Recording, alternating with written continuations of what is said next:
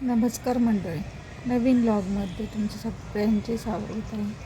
आणि बघा किती छान निसर्ग सौंदर्य आहे आणि छान असा बर्ड साऊंड आणि नेचर आहे. तर तुम्ही हे सकाळचे वाईब्स छान वाटतात आणि पक्ष्यांचा किलबिलाट आणि जे सूर्यकिरणं येतात ते सगळं पाहण्यात जो आनंद आहे तो खूप मोठा आहे. आणि तरच आज आपण काय बनवणार आहे तर बघूया. आणि आज मी काय बनवणार आहे तर चला, तुम्हाला सगळ्यांना आवडणारा हा पदार्थ आहे. आणि कुठला पदार्थ बनवणार आहे तर बघा. यासाठी मी हे सगळं साहित्य घेतलं आहे. त्यामध्ये घेतली मोहरी, जिरे, हळद, मिरची, कढीपत्ता, कांदा, शेंगदाणे, मीठ, खोबरं आणि कोथिंबीर. आणि इथे घेतलेले आहे पोहे. मी करणार आहे कांदा पोहे. तर इथे अशा प्रकारे मी हे पोहे भिजवून घेतलेले आहे. मी इथे कांदा कट करून घेतलेला आहे, अशा प्रकारे बारीक करून घेतलेला आहे. इथे मिरच्या देखील चिरून घेतलेल्या आहे. आणि इथे पॅन गॅसवर ठेवलेला आहे.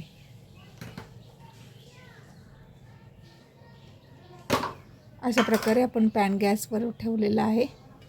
त्यामध्ये पॅन गरम झाल्यानंतर तेल टाकले आहे. ही माझी पद्धत आहे, तुम्ही जरूर नक्की करून बघा. आणि तुम्हाला आवडले असेल तर व्हिडिओला लाईक, शेअर, सबस्क्राईब तर नक्की करा. मी त्या तेलामध्ये शेंगदाणे टाकले आहे. इकडे आपण हे भिजवलेले पोहे बघा छान सुके झालेले आहे, मस्त असे मोकळे झाले आहे. इथे हे तेलामध्ये आपण शेंगदाणे टाकले आहे. तर ते फ्राय करून घ्यायचे. त्यामध्ये थोडंसं तिखट आणि मीठ टाकायचं थोडंसं आणि ते छान असे फ्राय करून घ्यायचे. बघा मी या प्रकारे करते. आणि अशा प्रकारे नक्की फ्राय करा आणि तुम्हाला जरूर आवडेल. आणि अशा प्रकारे एकदा पुढं हे ट्राय करून बघा. असे छान परतू घ्यायचे, सारखे हलवत राहायचे जेणेकरून सगळे भाजले पाहिजे.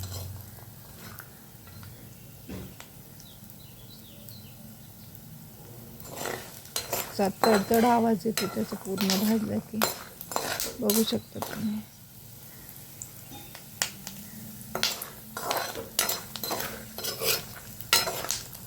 आणि असे हलवल्यामुळं ते क्रिस्पी पण लागतात खायला आणि चवीला देखील खूप छान लागतात, कच्चे राहत नाही.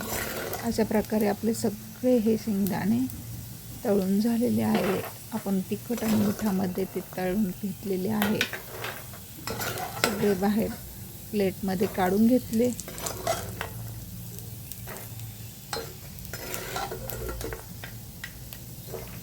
आणि ह्या प्रकारचे पोहे करताल तर सगळ्यांनाच आवडतील, घरातील लहानांना, मोठ्यांना. आणि मोठे लोक कधी कधी शेंगदाणे नाही खात, दात नसतात, तर ते ह्या प्रकारे नक्की जरूर करा. यात मोहरी टाकली, ते तेलामध्ये छान जिरे टाकले, ते तडतडू दिले चांगले. ते तडतडल्यानंतर त्यामध्ये मिरच्या टाकल्या, छान परतून दिले.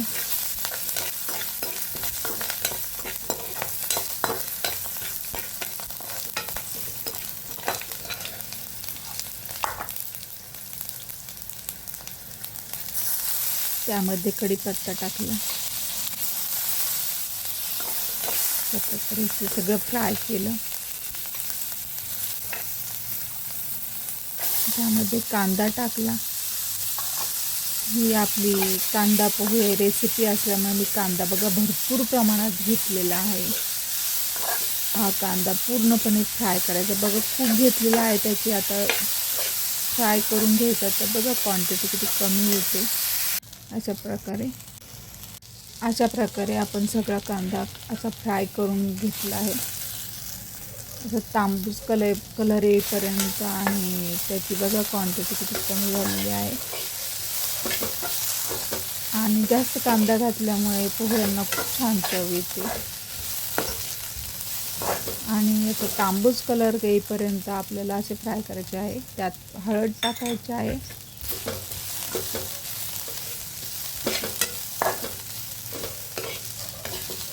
ते देखील छान परतून मिक्स करून घ्यायचं आहे सगळा मसाला. आणि जेणेकरून सगळं मिक्स झालं पाहिजे. नंतर त्यात मीठ टाकायचं आहे.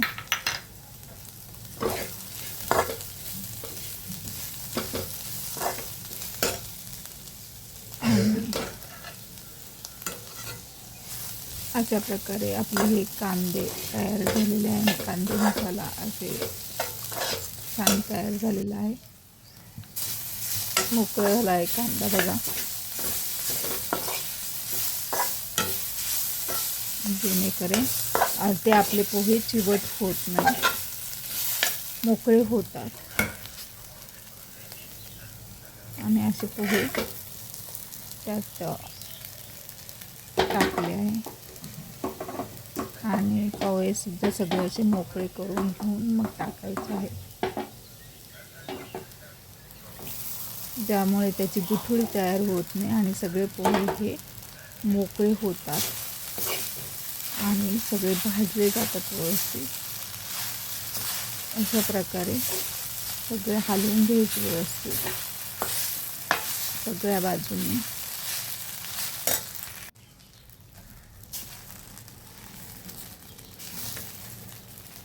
अशा प्रकारे आपले पोहे आपण हलवून परतून घेतले आहे. आणि खालचा भागवरती असं करून सगळा भाग फ्राय केलेला आहे.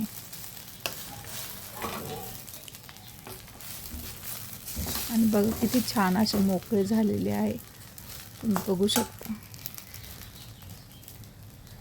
आणि त्यावर 5 ते 10 मिनिटं असे झाकण ठेवून देऊया. आणि थोडेसे वाफळू द्यायचे. ते पोहे चवीला खूप छान लागतात. पहा किती सुंदर मोकळे झाले आहेत. आणि ते छान वाफळले देखील आहे.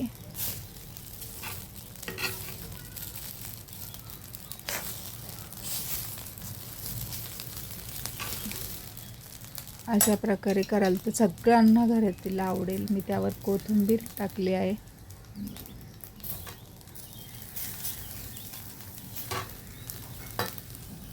आणि इथे मी प्लेट घेतली आहे. बघा सर्व कशी करायची.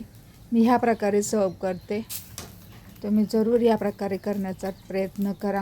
आणि या प्रकारे करा, लहान मुलांपासून सगळे देखील खातील. इथे मी पोहे घेतले. सगळ्यांनाच आवडतील हे पोहे अशा प्रकारे कराल तर. त्यावर शेंगदाणे टाकले.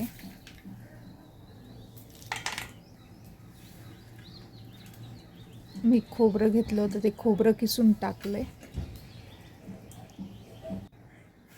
आणि त्यावर हे बारीक शेव टाकली आहे. आणि चमचा, माझ्याकडे लिंबू नव्हतं, लिंबू घेतलं तर वरून पिळायचं.